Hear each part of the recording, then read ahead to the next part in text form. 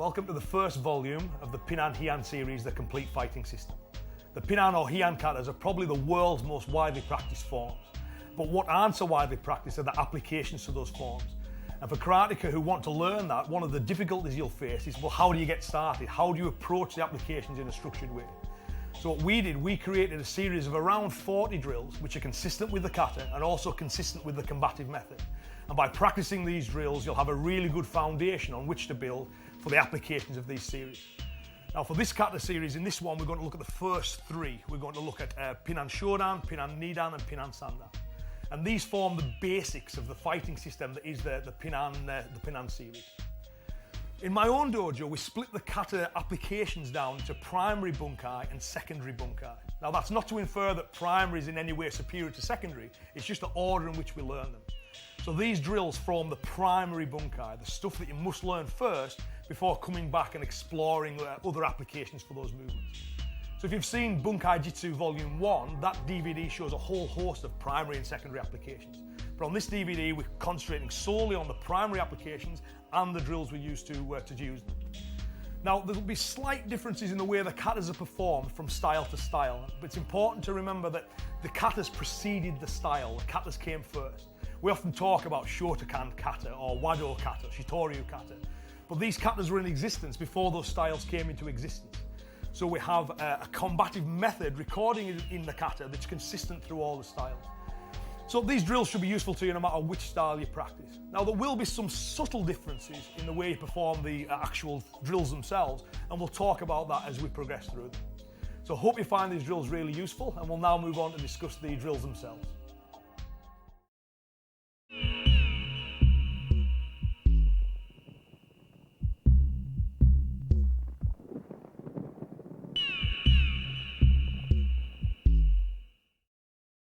Before we look at the first drill, there's just a few general kind of concepts and ideas I'd like to discuss with you. One thing you'll notice on all these drills is that there's never anything defensive.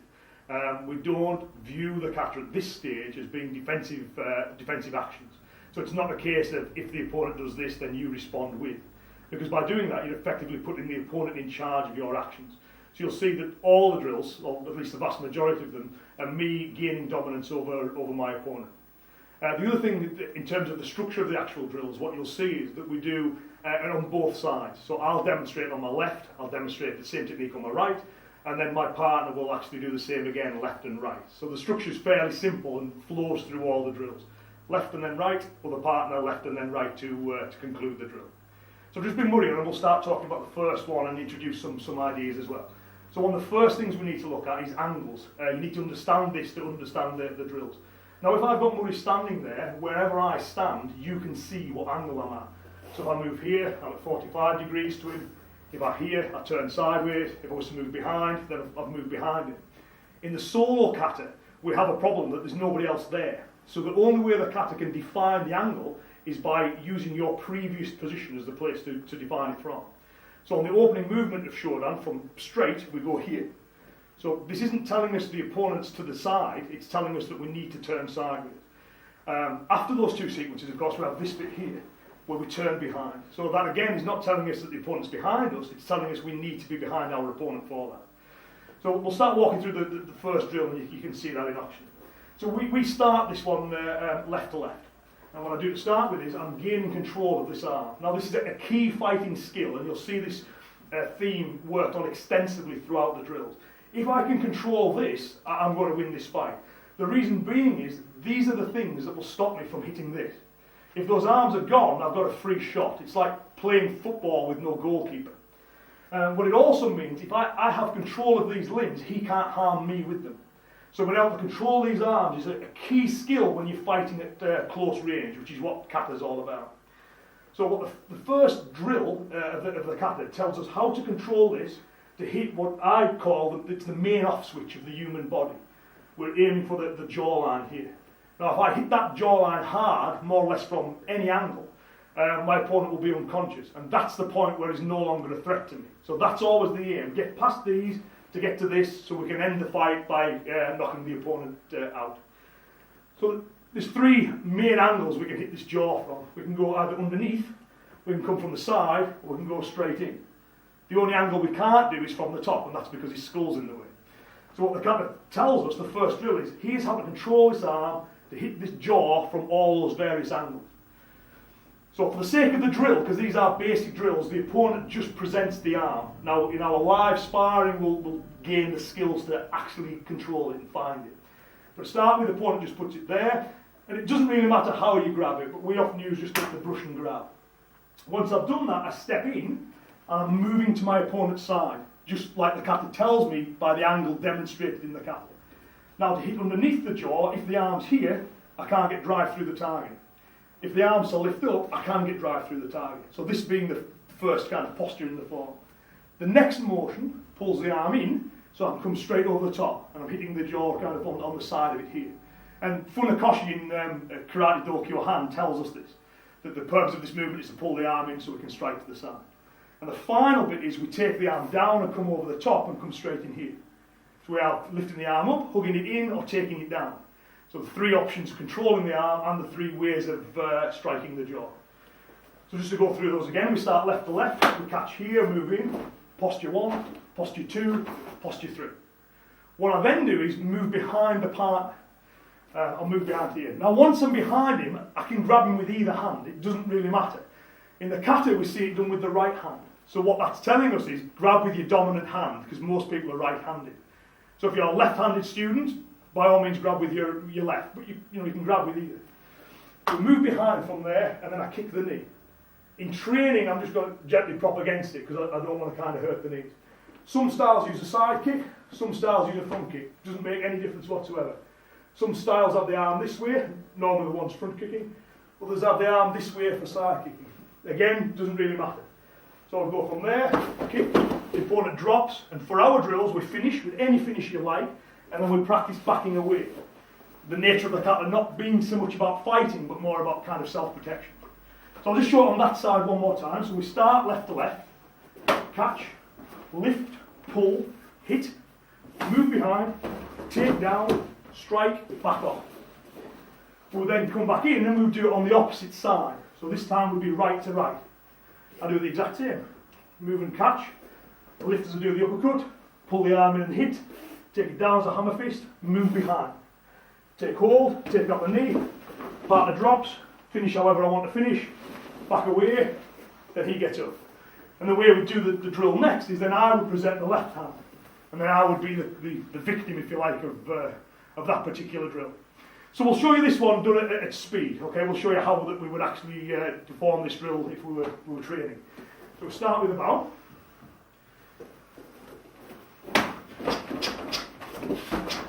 Yeah!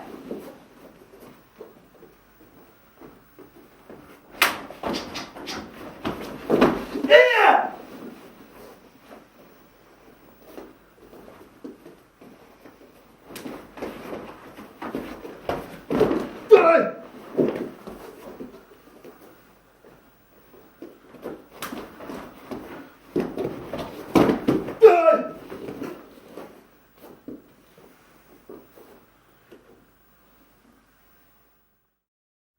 Second drill we have corresponds with the 3 shutukis going forwards, and again this is for kind of clearing the limbs out of the way.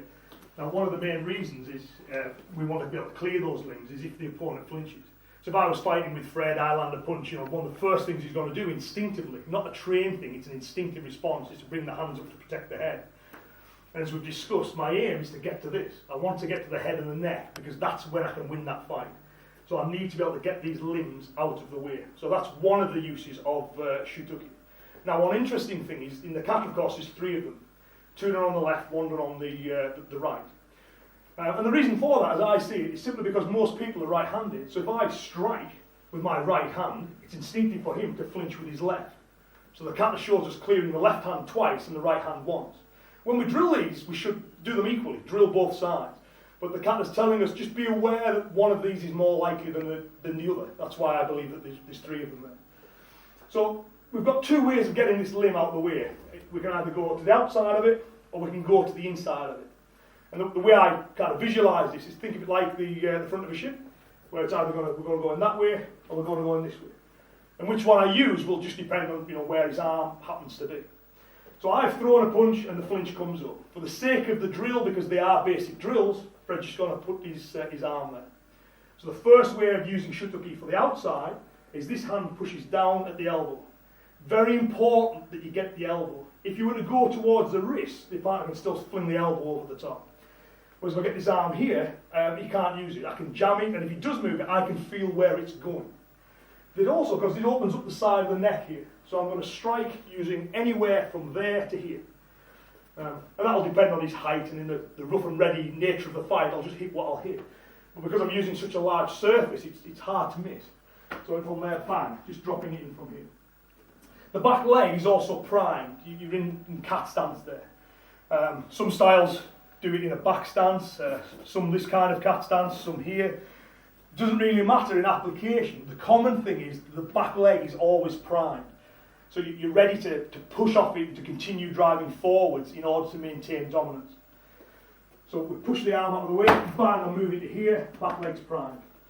It doesn't need to be inch perfect like your solo kata would be. These drills are supposed to be rough and ready. They're supposed to look and feel like a fight. So the arm's there, that's the outside one.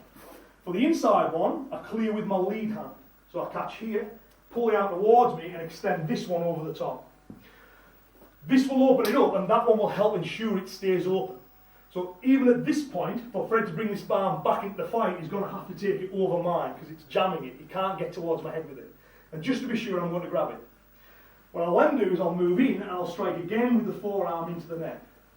So we've got the outside clearance and the inside clearance, both using the same motion as it appears in the form. Now, to try and get this instinctive and to done without too much conscious thought, we drill it in fours. So we've got the outside, the inside, the outside, the inside, and we do that kind of fairly quickly. So I'll now show you the drill at speed. And then we switch sides. And then we just flip over, I will present that arm, and then Fred will do the same to me. So 4 times, outside, inside, done as quick as you possibly can. Change sides, same, part repeats to you, and that's the end of the second drill. The third drill we have corresponds to the nukite in the kata. A few different styles obviously do that kind of different ways. Some take the hand to the hip, some push the arm across the chest. In the bunkai drill that we use, we make use of both of those because we believe that both have kind of valid things to teach. So it's just a simple case within, I think each lineage have chosen to record one example, but in the drilling I think it's nice to make use of both. So I'll just bring Murray on for this one. Now I see this one as a strong, dynamic drive forwards to break balance, which is one of the reasons I think why in the kata it's demonstrated on the right side. Most people being right-handed, and it makes sense to apply this kind of technique with your dominant side. Again, in practice, don't pay too much heed to the numbers in the kata, make sure you drill it on both sides. So I think this is exactly what we were told it was. It's a strike to the opponent's chest is what we're told this movement's for. I just don't think it's supposed to be that big. If you strike with the tips of the fingers, that's obviously very ineffective, and you've got to break your own hand doing that. But if I strike with this area here, it can be a kind of strong and effective strike. So the first one, we'll look at the hand on the hip version first. So what we do is, again, we're right to right for the sake of the drill. Because they are basic drills, the opponent just presents the arm. I gain control of it. Then I take this leg past my partner's leg. So I'm moving to Zen Kutsudachi.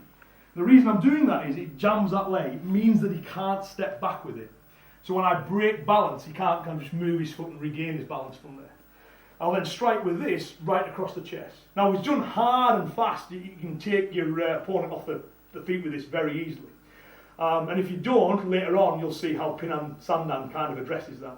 But for the sake of this drill and to save your partner, we hold back just a little. So we slam the arm in, but don't kind of blast them right onto the back. So we move through from here, control the arm, project forwards, this arm across the chest, bump, and just reach through an impact. So we've got that initial balance break. And from there, again, we can follow up with whatever we wanted to follow up with. For the sake of the drill, we've broken the balance, that's sufficient. So that's the first part of it. We go from there, clear this arm, move through, bump, just impact across. And the fingers being open gives you the right feeling of kind of reaching past, reaching through. The next version, of course, going back to the like the front of a ship, we've got the option of going this way. We've also got the option of pushing the arm this way, which is what we see in the other styles. So same again, I've got the arm out of the way, my entry is now open, I take this foot behind, slam across the chest. So for the sake of the drill, we do both of those on one side, then both of them on the other side. So I'll just kind of show you that, we'll start this way. Then we just swap sides.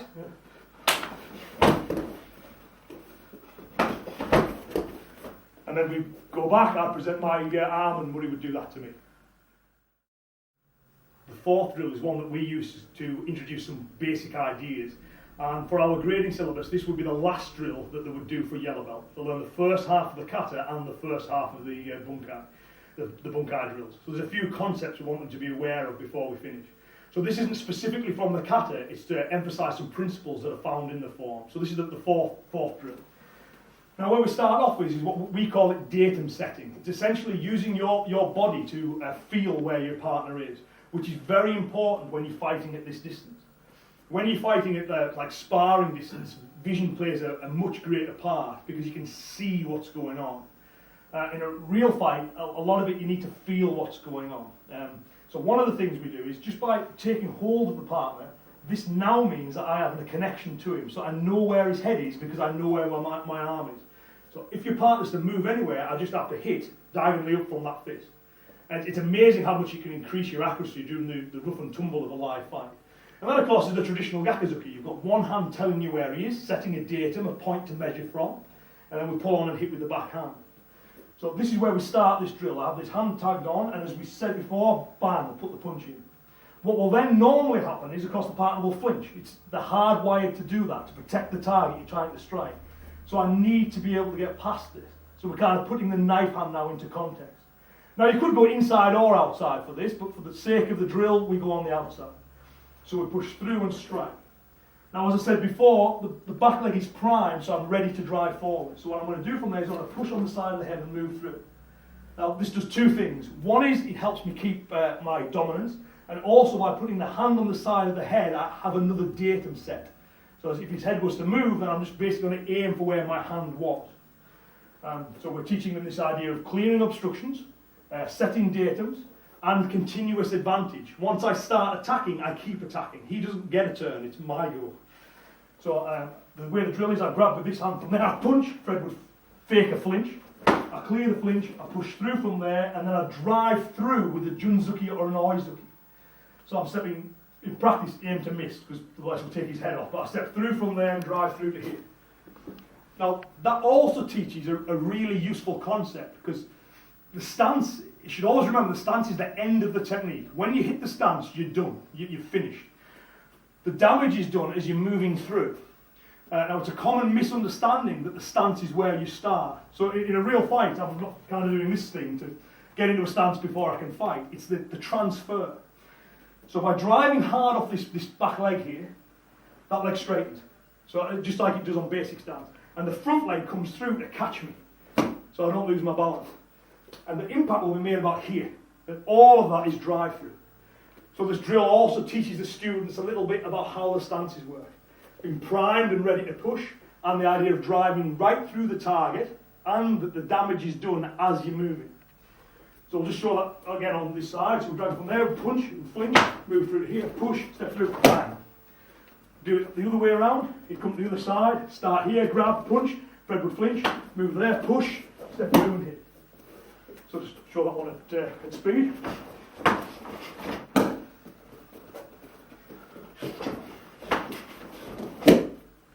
And then of course come back the other way and then the drill would be completed. So for the next drill we're back to the kata.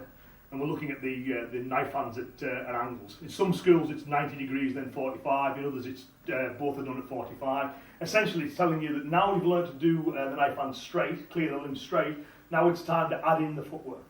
So just bring Murray on and we'll talk about that. In the style of the kata I do, they're both done at 45 degrees, so that's how we'll demonstrate it. So it's the same idea again, we've got this arm up and we've learned about clearing the deflection by moving straight in. So just simply pushing and moving on from here.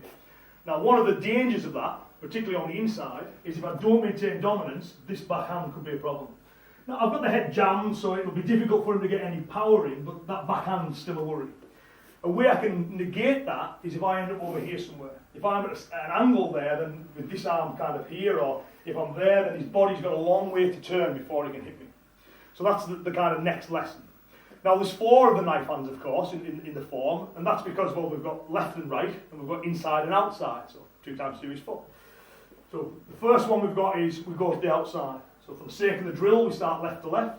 My front foot goes straight forward, and I always think of this like a compass, like a pin and pencil. So as the front foot kind of hits, then the back one pivots. So that's how I kind of get my angle. So I'm taking the weight forwards, which I need for the impact, and I'm not just kind of turning straight around. So we start from there, clear the arm as I did by pushing down. As I move in, I twist. So I end up at an angle here. And you can see I'm much safer from this backhand. Rather than being there, I'm now here. Yeah, so I'm in a much more dominant position to fight on. Then for the sake of the drill, I've reset. Right? We then go to the inside. Same arm motion as before, clears and then grabs, but this time I'm adding in the footwork. So as I move in, I'll go here. So I end up at an angle. So just go through those 2 again. So clearing the outside, moving in and pivoting off. Okay? If you use shorter card, this would be the one where you'd be at 90 degrees, getting right round. The next one at 45 degrees is the inside. So I'm going here again, go to here. We will then swap sides, and then we'll do the exact same thing on the other side. Go here for the angle for the first one, and the second one again, angle here. So we'll just do the drill at speed, so starting from left to left.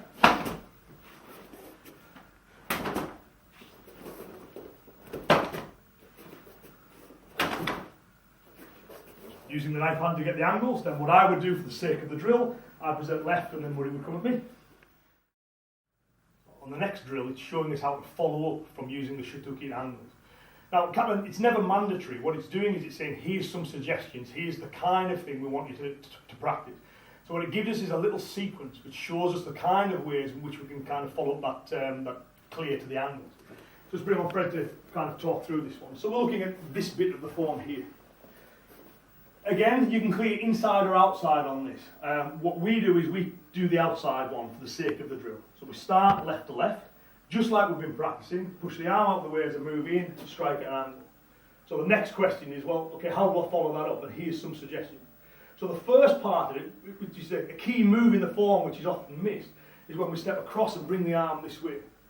Now what we're doing on that one, having struck on this side of the neck, we're taking control of the arm. I know where it is because my hand's on it. I bring my arm across from here and I strike into the base of the skull here with my forearm. Now what I need to make sure I do on that one is I bring them to me. I don't move around them, they move around me. A common error when I teach this is people will go here, then they'll step round. And you can see how Fred's posture is still strong. What I need to do is go from there, grab here as I'm stepping away, just like the form do, and then bang. So I get the impact and it brings him close in towards me. Now an interesting historical footnote on that. Itosu, who was the creator of these forms, one of the things that's recorded about him is when he fought, his opponents would often end up unconscious face down. This was regarded as a characteristic of the way he fought. So we should see that in his forms, and I think this is one example of it. If I hit hard enough here, that's where he's going to go. He's going to go unconscious face down. For the sake of the drill, I don't want him to do that because I've got more stuff to do to him. But, so we pull back that little bit. So it's there, go on to here, then we go to here. If he's out, great. If he isn't, I have to maintain that continuous advantage. So what I'm going to do, for practice, I'm going to grab the chin. For real fighting, again, you get fingers into the eyes, into the side of the mouth, whatever. But for practice, we go for the chin. I'll then pull the arm back this way. Got to be careful with this one, because what we'll do is it'll crank the neck up. You see there how that puts his knee directly in front of the path of my leg. So when the kick comes through from the kata, I'm kicking into where that knee joint is, where he ends up directly in front of me. Now again, this is a move you can't do. You've just got to kind of indicate it. But what I'll do is I'll pull the chin back towards me as I grab the back of the head and pull and push this direction. So we're kind of cranking the neck there. For practice, we just indicate that for obvious reasons. Yeah. So I'll show that one more time. So we start left to left. I'll move at the angle. I step across and hit. I'll rip back. That sets the knee up for me. Sometimes when you're drilling this, your partner's knee will have already hit the ground at this point. And if it does, you just miss the kick-off. It's not required. So I drop it into there, and from there, indicate the crank there. Then what we would do for the sake of the drill is we'd swap and we'd repeat on the other side. Again, in the kata it's shown twice, so we always do it twice, you know. So left to left, show the drill at speed, so from there. Then the other side.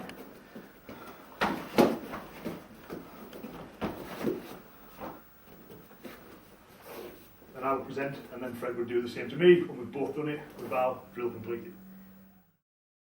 We've seen on the previous drills, the essential message of this kata is how to clear limbs to get the off switches, the jawline and the neck, and also how to kind of break balance.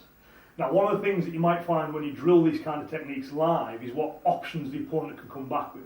So this is the first time we see something that could be even classed as being close to being a counter. And essentially, it's me regaining the advantage. Now, when I close him down with the knife hand, he can't hit me with this arm. It's also fairly difficult for him to hit me with that arm, because if you drill it live, you'll find this. Because as soon as that arm moves, I feel it. I feel this push towards me. I feel his neck start to turn. So I'm already covering the shot before he's even got it anywhere near me. But one of the ones that can sometimes sneak through, that you sometimes don't notice, is if he reaches up through this gap to grab the throat, because there's not a lot of body movement.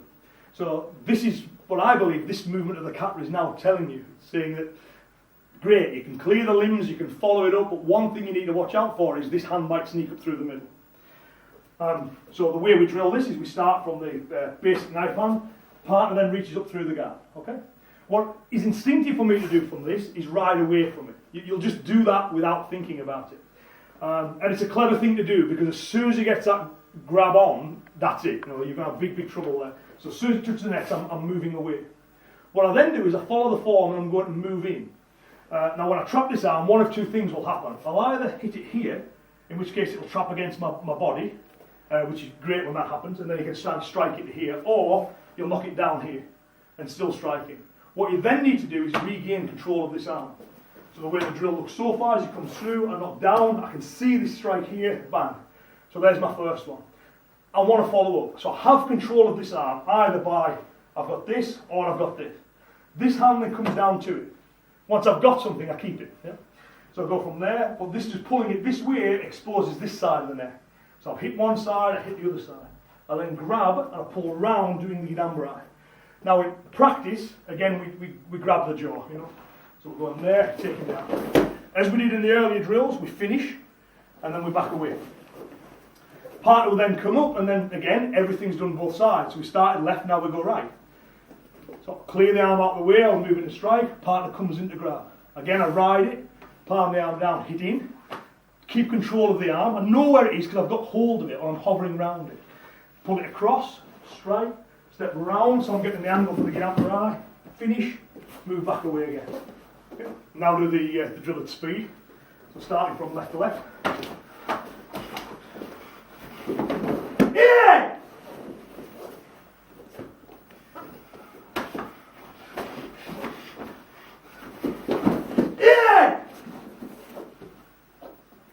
And then I will present left. Muddy would do the same to me. When we've both done the same thing, the drill is complete. The eighth and final drill for this kata deals with the final element of balance breaking. We did it by pulling, like horizontally, we've done it laterally, and now we're going to look at the 45-degree angle. And this has been the kind of Idambarai and the Agiyuki or the Jodanuki.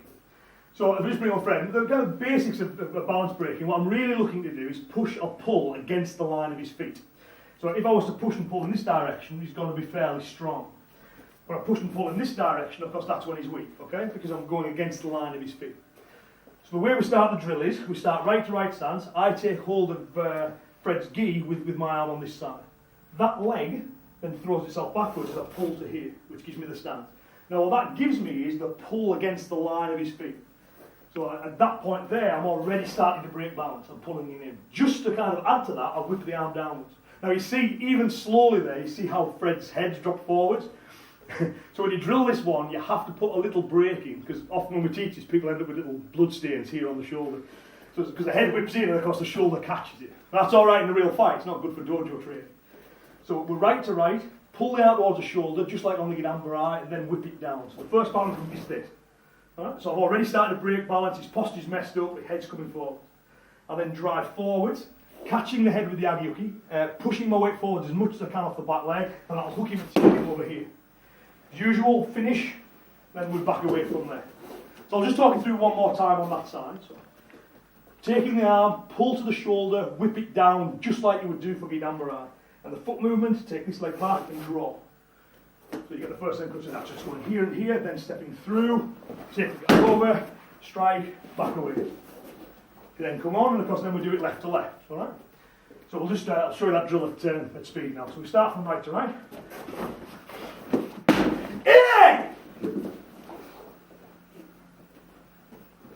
Then we'll just repeat on the opposite side.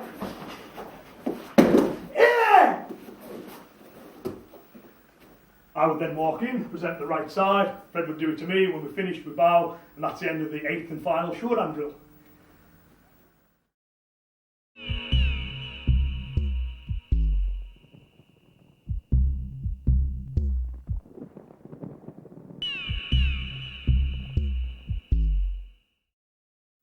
The first drill for Pinan deals with the scenario if the opponent gets behind you. So I don't mean kind of just sneaks up behind you and grabs you. I mean, we've been fighting and he manages to get my back. Now as part of that, I mean, the bear hug's the one, just to kind of start with, and we've got this a grip that we've got to escape from. Now obviously I can add in what I would call the dirt from here. I can reach back and grab, I can headbutt, I can stand, but we keep it clean for the purposes of the drill. So what we do is we're dropping into stance and raising the arms up, which will start to loosen the grip. This hand sneaks up on the inside to give us leverage to push out with. And what we do is we reach over and grab the finger. So to facilitate the drill, you'll notice how Fred's grabbing over with this hand. So I'm going to go in the same side that the kata shows it first. So I'm dropping to there to create room, grabbing the finger, pulling the finger round and away, which gives me my opening to elbow straight backwards, which again is this motion in the form. To complete the drill, it's no good if I stay here because you'll obviously grab me again. So what I do is I spin out, pushing that arm away to give myself my space. In a real situation, you'd start running. I'll then come back in and we do it on the other side. But we'll just demonstrate it again once more that way. So it grabs in from here, lifting the arms up from there, breaking the grip, taking the finger backwards. In practice, be very careful with this. Just hold it lightly so you don't accidentally hurt your partner's finger. Elbow backwards from there, spin away, and then move out. Part of the when grab and then start with the other side. So the other hand goes on top. And I just reverse the motion exactly. Come up to here, pushing back, elbowing, moving through and spinning out. Now obviously this motion appears at the start of like common Shitori versions and Wado versions. Shotokan don't have this particular movement, but that's not a problem because you'll see how the next one will fit with the way Shotokan practitioners do it as well. So if we start off, grabbing from there, do the drill at speed now, so it's here, and move away. I'll present myself back in, Fred grabs the other way, and then move away. I would then move behind, I would grab Fred would do it again to the left and right, and that would complete the first drill from Pinan Nidan. So for Nidan 2, we're clearing the flinch again, we're getting a nice angle and we're doing a takedown. And you'll see how these kind of build on the techniques that we saw in the previous drills. So the Pinan or the Heian series, everything layers, everything leads onto something else. So the bit that we're looking at is where we do the step through punch, arm to shoulder, turn, Gidambarai. As I mentioned on the last drill, some styles start here, Shotokan of course starts with the Gidambarai, and that fits nicely into this particular drill as well. So I'll just bring one to this side. So where we're starting is the movement of course is done at 90 degrees. So what that's telling us is get to 90 degrees on your opponent. So we start with our arms in contact. That's how we begin the drill, with the arms crossed. I'll then shift to that angle and I'll whip this arm down. Now there's two things. One is it breaks his balance, and the second thing is it brings his head forward. I can then step in and I can strike through from there for my first punch. And again we see this idea of, well, Itosu is supposed to knock people out, the land face down. This is probably another example of that. But just in case, once I've gone from there, I step through for my punch. If it hasn't gone, I follow the line of the kata. I bring this arm to strike the other side of the head. I take the chin, I step right round, turn and pull round, taking down the Gidambarai. So there's a 180 degree turn there. In the last form we saw subtle shifts, but this is obviously much bigger. And again, striking from there and moving away. So let's do that one more time on this side. Starting left to left, arms crossed. Pull, points head will dip from there, step through, strike. Adjust your feet if you should need to. Strike in, grab, bring the head in towards the chest as you step round, take it down, stamp, and again we're fleeing at that point. And then we just reverse it. So then from there we go right to right. Again, 90 degrees, I'll step through and hit here. I'll drive through and strike, I'll grab, step round, take the foot down, stamp and pull away. So even though we should always do this, if the kata only shows you something on one side, you should always drill it both. In Itosu's 10 precepts, he said about drilling punches 200 times each side, every day he said. So we know he was a grand believer in equal training, even if that's not reflected in the kata. The variation in numbers is just to give you various bits of information, not show preferences for one side over the other. Whether they're because of the nature of fighting or just he talks to his individual preferences, which techniques he like using on which side. So, to do the drill at speed, we start left to left.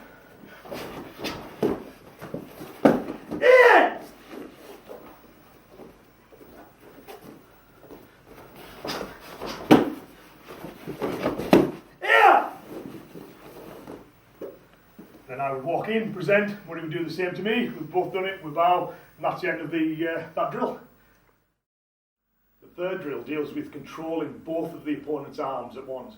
So again, you see the progression. We've dealt with dealing with one arm, we've explored that quite extensively, and now we're looking at controlling both at the same time. So the way we do this one right to right. So it follows the line of the kata to start with. Partner's got both his arms up. Now it's really important you don't confuse this with a guard. In a live fight, you don't use guards. Your hands will be close and they'll be active. Guards are something you use while you're gaps in the fighting, while you're not busy. And a real fight will be close and will always be busy. So in kata, we never see guards. The hands are always working. So what we can do is we're going to look at how we can get rid of these arms, and the kata shows you a drill to do that. The bit in the kata it corresponds to the ginambarai, the pull-back tetsui, the drop forward punch, the turn ginambarai. So the first one we do is we've got to bring one arm towards us and one arm away.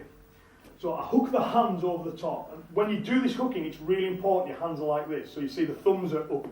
You don't want to put the thumbs underneath. The reason for that is if I was to do that and then Fred flings his hands downwards, my hands are lower than Fred's. So he's going to get the first headshot in. If I hook here and Fred throws his hands down from there, well that's great, because that's what I wanted anyway. Assuming that he doesn't do the job for me, I pull this one towards me and push that one away, so I get this. Now, at this point, that clean path is now open and this arcing path is open. So I could abandon the drill just then and hit him. The kata wants us to learn a little bit more. So the next thing is I have an awareness of where this hand is, like a tactile feel. So I'll leave that hand, it's far away, it's out of the fight. This hand comes underneath from there and then takes it round and over. So now we've got both his arms pushed off to one side, and again I've got this clean line at the headshot. So I drive in again, striking from here. I still have control of this arm, so once I've done the punch, if it hasn't gone over, I am now quite close. So my best option now is to elbow. Now ideally, I'll land that elbow, and that's the end of it. But if it isn't, the fact that I've got this elbow in close proximity to his jawline means I've got control over his head. So if he was to push back towards me from there, which is quite common, all I then do is extend the arm and twist. So I'm twisting his head. I step round, and you've got to be very careful with this next bit. I step round, plant my knee from there and take him over and bang. Now practice we either shallow the stance or do that very gently because it can hurt when he lands on the knee. But that leaves him in a perfect position to strike, and then I'll back away from there.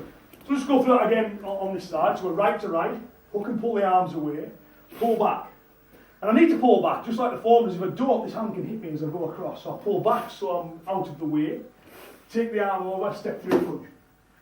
Elbow, step round with my lead leg, take him over from there, drop him on, strike if I need to, and then back away. And then we'll just repeat it by doing it left to left. So if we show the drill at speed, we start right to right, both hands are up. So this is the kind of flinch that we're working on. So 1, 2, 3, elbow, take down, strike and back off. We'll then come back in, it'll be left to left, and we just repeat on the opposite side. Bump, elbow, take him round, strike, strike, back off. So following the line of the kata on one side and just reversing it, I would come back, I present the hands to my partner does the exact same thing to me. So the fourth drill looks at the agi-ukis, or the jodan-ukis. Again, we see this 3 of one and 2 of another, and I think the way I interpret this is it's telling you about the dominant hand grab. If I was to run and try and fling, most people are right-handed, so it's a right hand they're going to try and reach and kind of secure me with to stop me from fleeing. So again, the kata shows us that, but when we drill it, we drill both sides equally. It's a really kind of simple drill, this nice, strong, effective technique for dealing with that grab. So we start from right to right stance, partner reaches through and grabs on this side. As soon as he does that, I pin this hand. And the reason I do that is because then I have some control over him. I also have some awareness of where this hand is. So if he was to let go and start swinging at me with it as it moves, I can feel it. I know where it's gone. So as soon as it's grabbed, I pin. What I then want to do is disrupt his posture. So I just drop in the stance, drop my forearm onto his forearm. So it pulls this side of the shoulder forwards and brings the head in. Through the very nature of that movement, it'll also twist his shoulder back a little bit, which will make it less likely that it'll throw an effective punch at my hand. He still might hit me with a punch, but it won't be very strong because he can't get his weight into it. As the head comes forwards, then I bring my forearm back up again and strike underneath the jawline with it. So the technique, so it grabs from there and just from there gets 1, 2. Now you notice how I pull that short. What you can't do is do what the canter does and take it all the way up here, because Murray's head's coming to meet it. So I have to slow it down and stop short. Then all that happens is we change sides. He grabs on the other side, I pin with this hand, I drop back, bang, bang. And what's quite interesting is for the Pinan series of canters, or the Heian series, that is the main grab defence. There are others, but they come much later in the system. So what the canter's telling you is, this is the way to do it. Don't have too many ways to do the same thing. If you grab, this is your first response. And if it doesn't work, we'll look at other responses later. But the first thing it's like, we'll make it work. We're going to give you one and we want you to practice it until it works. So the drill, very simple. Grabs on the right side from there. Boom. Stand back up, grabs on the other side. Then from there, I would reach in and grab Murray. Murray would do the same thing to me. When we've done all 4, we bow, and that completes the drill. So the next drill we have corresponds with the Gidambarai step-through punch. In Wadaru and Shitoryu, the motion's often performed at 45 degrees, in Shotokan more commonly at 90. What you'll find when you drill it with a partner, if you get to 45 degrees it works great, if you get to 90 degrees it works great. Just 2 perfectly acceptable variations. Anything more than 90 isn't good, anything less than 45 isn't good. So somewhere between those 2 is where you want to be really. And what we looked at previously, we've seen a lot of kind of getting these limbs out of the way to help us get shots in. Now we're looking at, well, okay, we've learned how to do that now. What else can we do with those arms? And one thing we're going to look at is using the body's own defence mechanisms to predict what his actions are going to be. So the way we drill this one is we start right to right, cross the arms there, I step up. So I bring my feet in. As I do that, I put my forearm just at this part here, just above Fred's forearm. I then pivot to an angle. If I'm Wado Shitoryu 45, Shotokan 90. Like I say, anywhere between those 2 will work with the practicalities of it. Pull this hand towards my hip and rotate. And of course it takes the head forwards. What I then do is again I secure a grip and I drive forwards and strike through. Now in practice, obviously you don't want to hit him hard on the back of the head, so we aim over the top there for that strike. Rather than pull it short, we want the feeling of driving through. So we'll just do that one more time. So it's right to right stance. I step up, pull and twist. Now as Funakoshi once said, the purpose of Hikate is to twist the opponent's limbs so he leans against the defender, and we see that happening. Right? We know the tail of Itosu, knocking people out, they end up face down. Again, we can see that. We can see that methodology in the kata. So, one more time, so we're stepping up, taking round, driving through, striking. And then, on the drill, we just repeat the exact same thing on the other side. It's all short at speed, so we start from right to right.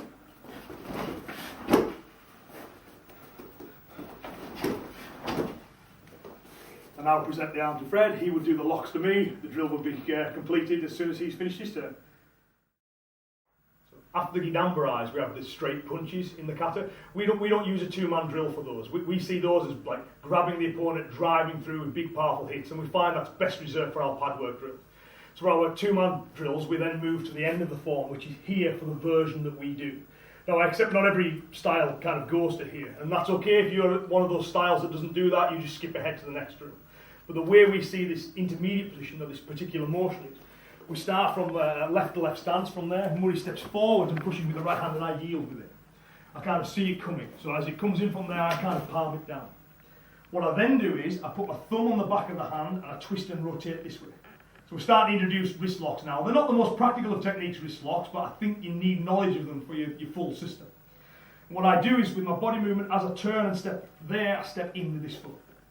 I'm then spinning round on the foot I've just stepped in with as I keep bending the wrist and simultaneously rotating it. So I'm twisting it through 2 directions at once. As I step up, I take that down to here. This takes my partner down. We've got the cat stance, so if I wanted to, what I can do is put that foot against the back, and I've got the potential of an attack to the elbow joint there. But then again, as usual, we finish however we want to. You could use punches if you like, or feet, whatever comes naturally to you. Then Murray would kind of get up from there, and then we'd repeat it on the other side. So we'll just show the first part of it one more time. So we start in left to left, steps forwards and pushes, I yield this way. As soon as I've done that, the hand's already in contact with it. This hand comes to the side, then turn and twist to here. So you see it's bent as much as it can go, and I'm also rotating it too. Because that 2 directions, it kind of compounds both those forces. It's a bit more painful. I step up, getting my body weight into it, keep my arms close to me, and keep my back upright.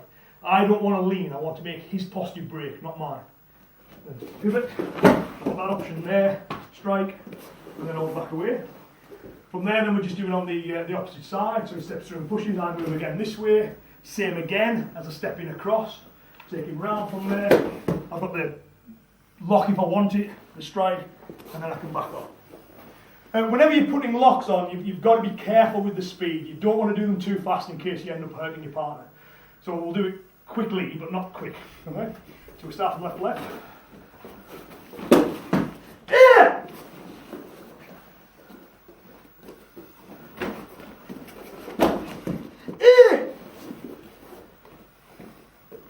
And through practicing that, you're starting to learn how to lock the wrist. So that's one wrist lock, and now we're going to look at another one, often called a centre lock or an S lock. And again, we correspond that to this movement here. So partner grabs from there on the right hand. What I'm going to do is I'm going to pin that hand and cut in. Now, I want the hands on my centre line, and you also see, if you look at the shape of Murray's arm, it's kind of like this. So it forms an S shape, which is why you get those two names of a centre lock or an S lock.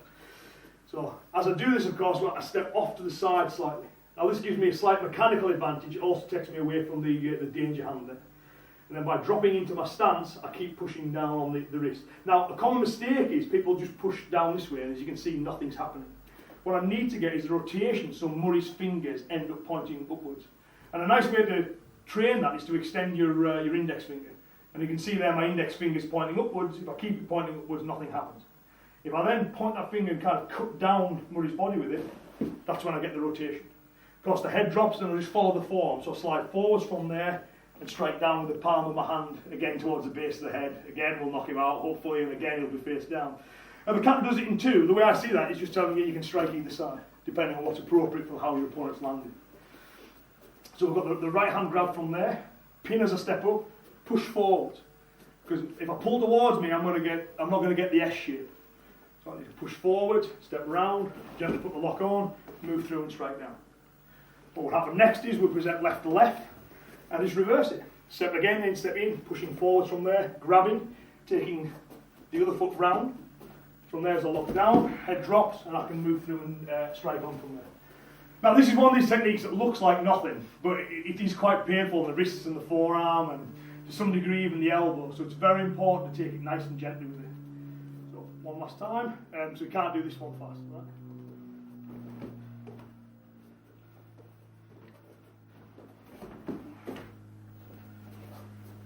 And then I would grab Murray, but there's no way I'm letting him do that to me.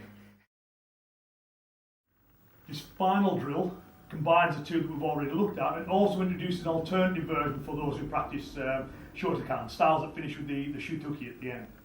So what we're basically doing here is we're using movements from one kata to counter another. We're starting to see more countering in this form, having introduced the idea of maintaining dominance in the earlier form. So what we have to start with, of course, we're going to use this movement here. Now in the kata, that runs in the opposite direction to the way the Gidamrai step-through punches did. So we see those as being one drill split into two halves. And you'll see what I mean when I do it with Fred. So where we start this one is we start right to right, arms across. Fred starts to do the Gidamrai arm lock we looked at. Now as he starts to get his angle, if I let him get the angle, if Fred gets that foot right around from there, I've had it now. Well, that locks on. So what I need to do is, as he starts to get the angle, what I do, I move at that angle too. So by doing that, that brings us back onto a straight line. So we just pivot around there so you can kind of see that. So Fred steps up, turns from there to here, and just maintain that position and move back. What I can do from there is, if I reach and take this hand, just move that out of the way for 1 second, I've got the lock again, I've got the centre lock. So as Fred goes for that one, what I do is I step around and put this one on, and then move through and strike. So I'll show you that one again. So we start from there, Fred starts to put the Gidamrai on, but I move around and catch this hand. As I do that, I step back, I can lock him up and I can strike through. So one lock can counter the other lock. Now if you do shotokan there, of course your kata finishes with the shutukis. So what we have there is a different way of expressing the same principle. As Fred moves into the lock, what I do is I still step round at the angle. Right? And of course it's 90 degrees, just like the Gidamrai is at 90 degrees. Again, you see how they're running opposite to each other. So if you step, that's it. Then what I do from there, instead of locking, is I push the arm down and move in and strike to the net. That's what the shotokan version would do. So the shotokan version of the start of this drill would be, Fred goes to lock me, he moves round, I move the arm out of the way, I strike in. I will then present him with the other arm, and he would do exactly the same. The version that I do, as Fred steps up, I reach and catch his hand, so I would be at this angle, just move around so people can see. I pin that hand, I move through, and I lock. Now what's also interesting is, as well as A will counter B, B will counter A. So if I was to grab Fred's wrist from here, he starts moving at an angle again to do this one. Again, I want to make sure he doesn't get that angle. I take it away from him. And then just pivot back, I put this hand under the elbow and push up. That stops him from getting that centre lock on. I take the foot round, that locks the arm, and I can move through and hit. So A can counter B, B can counter A. So the version of the drill that I do, it runs like this. We start right to right, Fred comes in, I step round, I lock him up, I move through and strike. On the next one, I grab Fred, Fred moves to the side, I put my hand under, take him over and hit. We then do the other side, okay? So I present the left side, Fred grabs, he starts to move round, I reach and grab this hand before the lock is on, before he fully gets an angle. Step through, lock, and then strike. And then from there, grab the hand, he goes to lock the wrist, I step in, just want to move around the Fred, that's it. I step into here, take the arm, step through and hit. So, I give him the first one, I counter it with the second, I give him the second, I counter it with the first. Have I done it on the left side, we do it on the right side, and then we repeat, and Fred would do the same. Of the shorter can people, he puts a lock on, you move, slap it down and strike. He starts to put the lock on, you move, slap it down and strike. Now the remaining question is, well, what happens if he gets a lock on fully? And that's answered by the next kata.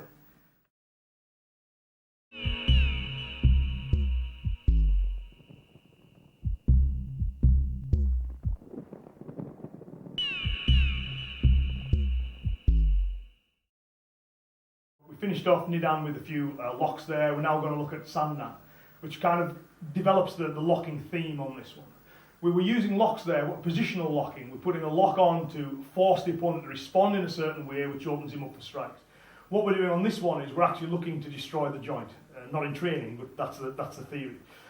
So we're actually impacting against the joint, not to get a response, not to move him somewhere, but actually attack the joint itself. Now this is really useful, or can be very useful as part of your weapons defence. You know, you can impact the limb, take the limb out of the game, then obviously that helps. Which should always be remembered though, the aim is, if the guy's armed, it's the same. Right? I think this is really important to stress. People have this idea of unarmed fighting and armed fighting, and to me they're the same. When we've looked at the Pinans, the essential theme, the idea is to get to this, to hit the main control centre and to take the opponent out. If the limbs get in the way, we've seen loads of different ways of getting past those. Now, if he has a knife or a bottle or a club in the hand, it's the same. I need to control that limb and get it out of the way. So A, I've got to clinch up the target, and B, so it can't get me. And I hit. It's no different. People say that if he's armed, then you run. Well, if he's not armed, then you run. If you've got space, you always flee. If I'm forced to fight, I have to kind of control the limbs and get towards the head. So we find that these drills work whether he's armed or unarmed. The concept's exactly the same. Because for weapons defence, people often fixate on the weapon, which is, you should never do. You're not defending yourself against the weapon, you're defending yourself against the man who's wielding the weapon. So if I'm fixating on this and trying to deal with this, that will keep coming as long as this is functioning. So the aim is I need to kind of get to that and take it out. But if I get the opportunity to pop that arm, then I will pop it. And this is the drill that will help you to do that. So where we start is, right to right stance, arms crossed. The first move of the kata is at 90 degrees, so that is telling us to get to 90 degrees in relation to your opponent. So I step in and pivot round. First part of the movement, one arm going towards the hip, other arm coming up. So that bang, that's against the elbow joint. Now, obviously I'm pulling it short, but if I was to really drive through with that, I'm impacting against the joint. Quite a common reaction to that is for the hand to spasm open. So if we're lucky in his arm, that might disarm it. The next motion of the kata follows it on. So the question is, well, you know, I've slammed it in, what if it doesn't do what I want it to do? And the kata just says, well, just do it bigger and better. So it steps in and the arm comes up and then it comes right back down again for the second one. Now, in practice, I'm only going to go short. If I was to follow the kata exactly, it will go all the way up. So we've got one, and then we're coming in for the strike. So one to here, lift, come in for the strike, boom, there's your second one. Right, so the way we drill it, because obviously I can't drive right through his elbow, but the way we drill it from there is one, and just pull that short on the second. Drill's not over yet. We're getting a bit more advanced now, we're moving into the third stage, so it continues. What I do next is, if this guy was still, if there's still a knife in from there, my next thought would be to grip and pull and control this, but we're assuming it's either unarmed opponent or it's dropped. What I then do from there is I duck under, which you see through the dropping of the stance, and I take the arm over the top of my head. It opens him up. I then either grab it. Some styles you see the hand here when they do the nukete, some styles you see it here. For ones where it's on the right round, you're just saying wrap the arm up. So you control it that way. If it's on the hip, you're just saying grab it. So it's 1, pop it again, redirect, and either wrap it fully or grab it. Once you've done that, use the slam that we saw in Pinan Shodan or Tian Nidan. We drive forward and slam the arm across the chest. Now, again, hopefully, we do it full speed and power, it goes right over. But if it doesn't, this is where the kata tells us how to follow it up. In the first instance, we'd always assume the technique's going to work. We should make it work. We shouldn't be doing techniques with any doubt in our mind. So it's right that Shodan says, slam him and you will take him over. And when you've got skill and confidence later on, it comes back and tells you, well, if it doesn't work, here's another option. So I move in and slam.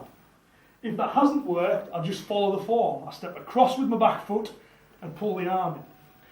Some styles do this as a very distinct, separate movement, and in other styles it blends with the next one, but it's there nevertheless. So we've got 1, 2, redirect, slam. If it hasn't gone up, we'll never turn, which drops the opponent down in front of us. We finish however we like, and we back off. We then repeat it. We do the exact same on the opposite side. So, opponent presents the arm, I step in from there, 1, step up, 2, redirect. Now in the kata it only shows the forward one on one side, but we're going to drill it on both. And then step in and slam, turn, take the front over, stamp, back away. Again, with the early part of this, you've got to be a bit careful because you're going against the joint. You have to pull it short. So you can't do that full speed and power. But we'll show you a bit closer. So we start from there. Yeah!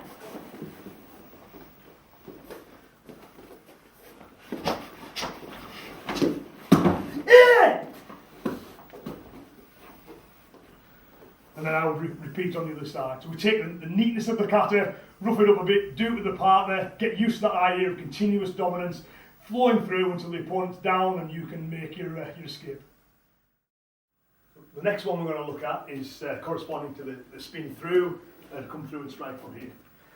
And this is just kind of completing that sequence really. Earlier on in the forms we saw how to control the limbs, and then we saw how to lock the limbs, and then we saw how to counter those locks as they were being put on, and now we're looking how to counter lock if it's on fully.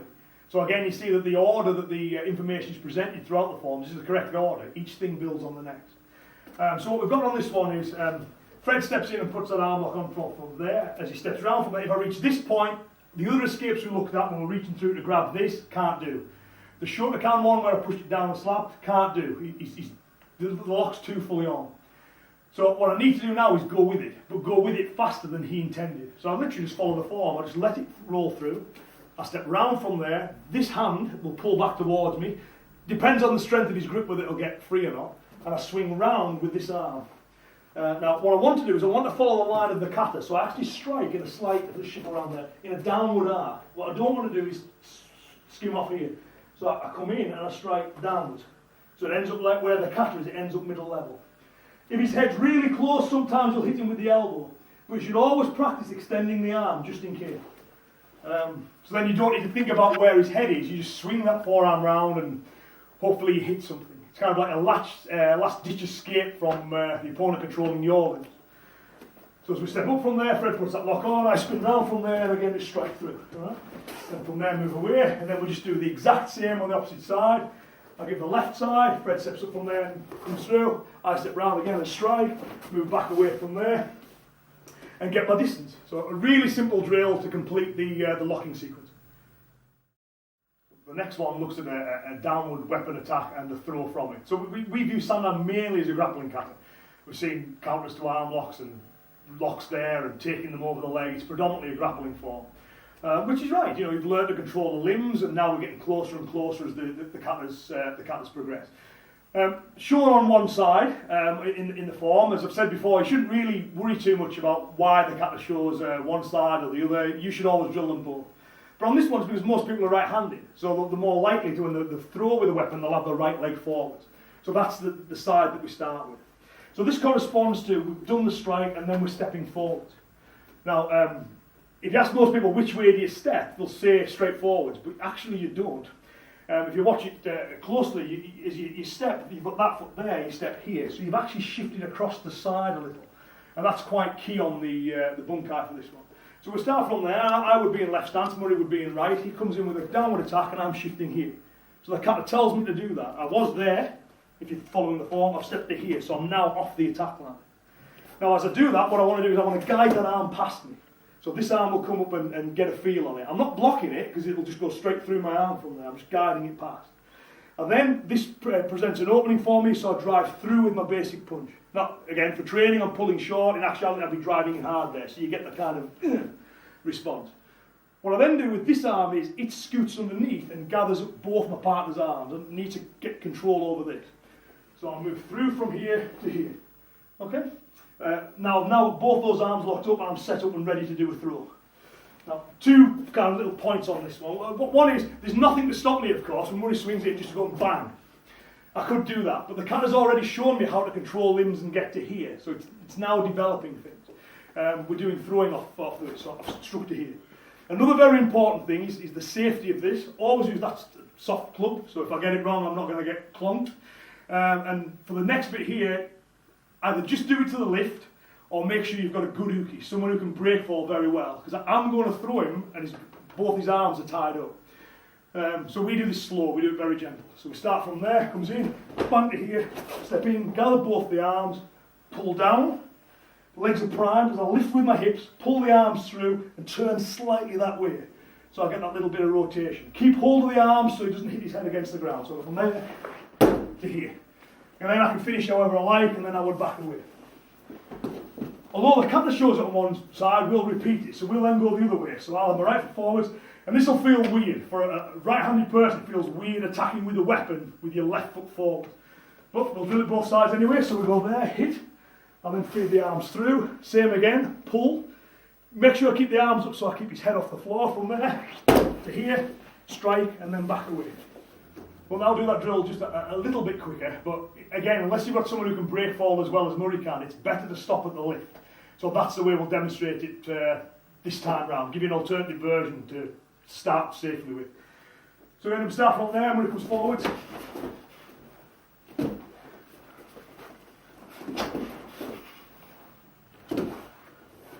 To be honest, gravity will do the second bit for you anyway, so that's a safer way to practice that particular drill. The next drill we're going to look at is also a throwing drill, and that corresponds to these movements here.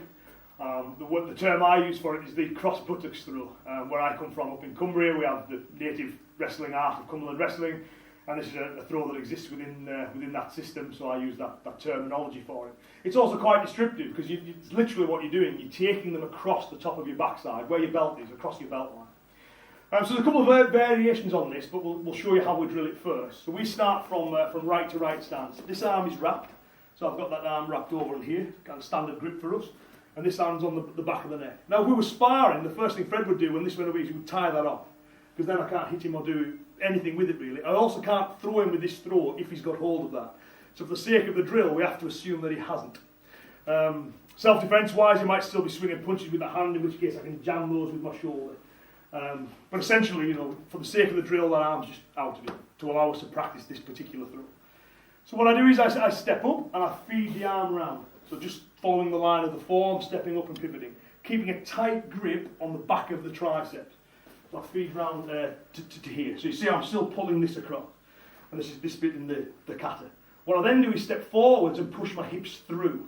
So as I step, I need to create a gap. So I start stepping and more or less leave Fred behind for a split second, just like the form does. And then from there, I throw my hip in. And you see how the line of my feet there is more or less horse stance. I then keep pulling with this arm, I rotate in that direction, as I bring him over, and this drops him down. Now, I let go there, so in the kata it's throw, let go. It also has the option of keeping hold, which we'll discuss in a second. When the guy drops, again, finish however you want to, and move away. So we'll just look at that again.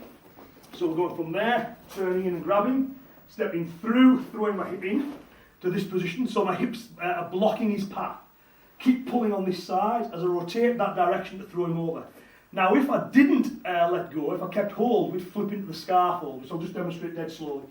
So if I went from here and went over, we'd end up down there in the scarf. So that's one option if you wanted to take it to a ground fight, but we don't do that for this particular drill. So it's right to right, turn, step through, forward, finish and move away. And then we do it left to left. So exactly the same on the other side, take the headlock, step through, throw, finish and move off. I would then tie up with Fred on the right, he would throw me, I would tie up with Fred on the left, he would throw me. So that's the drill for that part of Sandan and the cross buttocks throw. The final drill is another throw, it's a hip throw, which again we drill on both sides, which is shown in the cat. It steps up, pivots one way, then moves across and shows on the other. There's the initial strike before it, which you can use that to actually hit the opponent, to impact them before you throw them, which is always a good idea. What we use it for, in the sake of our drill here, is we just use it to get the arms set up, to get the arms out of the way. So we're fighting here, I've decided I'm going to go for a throw. For the sake of our drill, we go left to left. I push this arm away from me as I pull that one in, similar to what we did in Sandan. Now I've got control of this arm, I step up, pulling on this arm, as this one feeds round his back. This hand wants to go as far around as I can get it, and I kind of hug him towards me.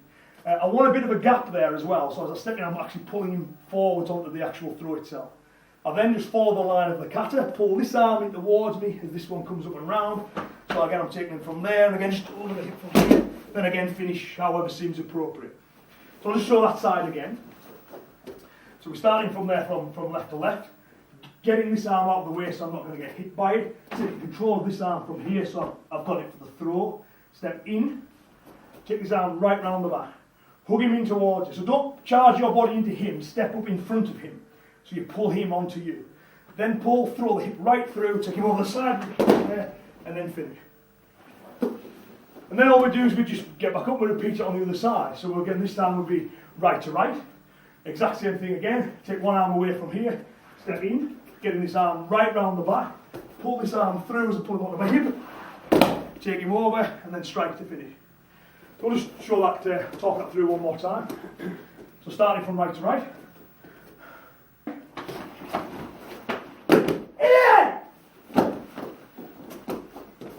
Then we reset, do it left to left.